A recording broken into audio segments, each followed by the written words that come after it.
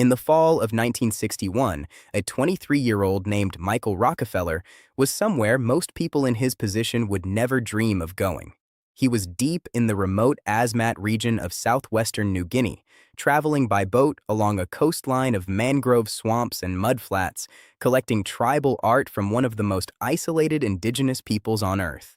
He was sleeping in villages. He was bartering with steel axes, fishing hooks, tobacco, and cloth, the only currencies that meant anything in a place where paper money had no value at all. He had no security detail, no satellite phone, no safety net of any kind. He was also the son of Nelson Rockefeller, the governor of New York and future vice president of the United States, and one of the wealthiest families in American history. That combination, the name, the background, and the absolute remoteness of where he chose to go, is what made his disappearance one of the most talked about unsolved mysteries of the 20th century. And what makes it still worth talking about 60 years later is that the official explanation almost certainly isn't the whole story. Michael had graduated from Harvard in 1960. He was not interested in finance or politics or the family business. What interested him was art, specifically the art of the Asmat people, a tribal society in Dutch New Guinea whose carvings and sculptures were unlike anything in the Western world. His father Nelson had founded the Museum of Primitive Art in Manhattan, and Michael had become consumed by the idea of building a serious Asmat collection for it. He had already made one expedition to New Guinea earlier in 1961, traveling with a Harvard documentary team to study and film another tribal group in the highlands. He had come home briefly that fall and then turned right around and gone back, this time specifically to the Asmat coast. He was accompanied by René Wassing, a Dutch government anthropologist assigned to him by Dutch colonial authorities who knew the region and the language. Michael had loaded the boat with enormous quantities of barter goods. He had specific targets. He wanted Bisji poles, which were tall, intricately carved ancestor sculptures that held deep ceremonial importance for the Asmat people, and he wanted them for a major exhibition he was planning back in New York. On November 18, 1961, Michael and Wassing were traveling by catamaran between coastal villages on the Arafura Sea when the boat was hit by a sudden squall. The crossing currents at the mouth of the Betshi River overwhelmed the vessel and it capsized. Two local crew members who had been traveling with them jumped into the water and swam for shore to find help. Michael and Wassing clung to the overturned hull and waited. They waited through the rest of the day and through the night. By the morning of November 19th, they had been in the water for hours and the hull was drifting. Michael looked at the coastline and made a calculation. He estimated the shore was somewhere between 3 and 10 miles away. He was young, he was physically fit, and he believed he could make it.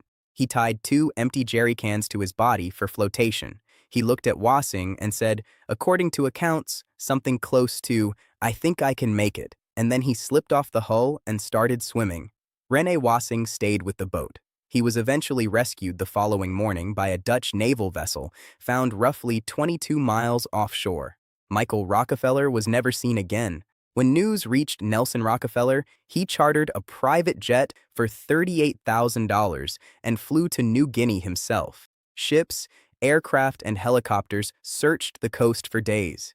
The search was one of the largest ever mounted in that part of the world for a single missing person. They found nothing, not a body, not a piece of clothing, not the jerry cans, nothing at all. Michael Rockefeller was officially declared dead in 1964. The cause listed was drowning. That should have been the end of it. But it wasn't, and the reason it wasn't comes down to what was happening in the specific villages along that coastline, and what had happened there 3 years before Michael ever arrived. In 1958, a Dutch colonial patrol had traveled to a village called Otsjanep on the Asmat coast in response to reports of tribal conflict. During a confrontation, Dutch officers opened fire and killed 5 of the village's most important leaders. For the Asmat, the murder of a leader was not something that resolved itself with time. Their belief system held that the spirits of the dead could not rest until their deaths were avenged. Those 5 leaders had been waiting 3 years for justice when Michael Rockefeller swam toward that shore in nothing but his boxer shorts, exhausted, alone, and completely without the protection that had always surrounded white visitors before: their guns, their boats, their numbers.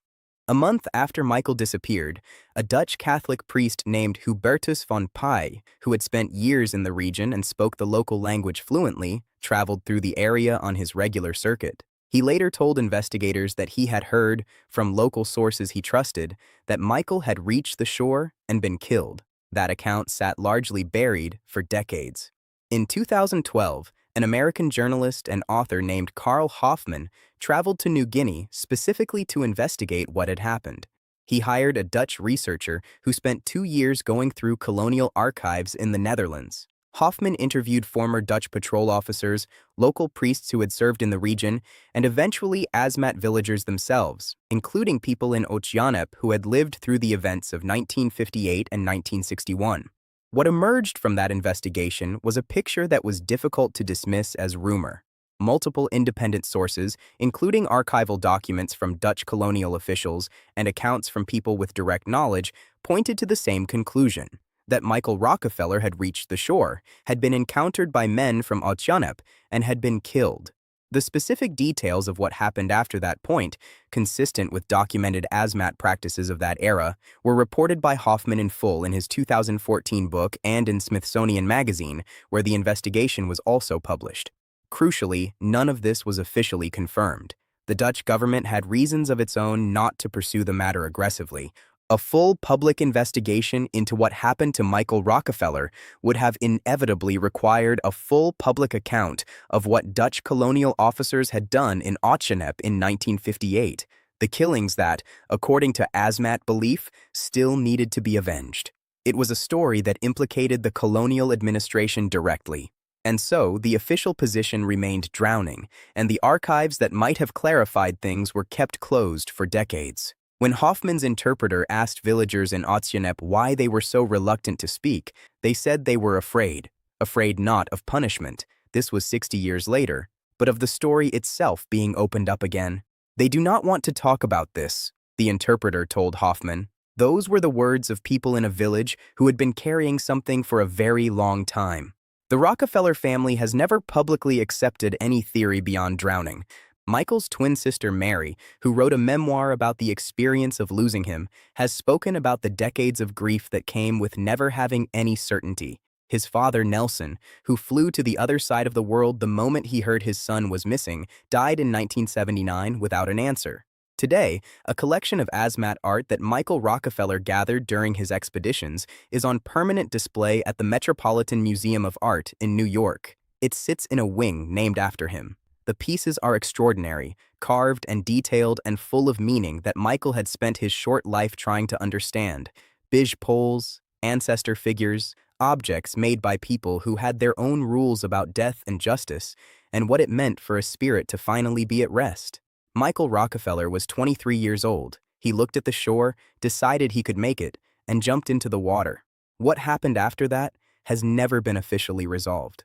But 60 years of testimony, archival research, and the words of people who were there suggest that the ocean was not what killed him, and that the real story was one that powerful people on multiple sides had very specific reasons not to tell.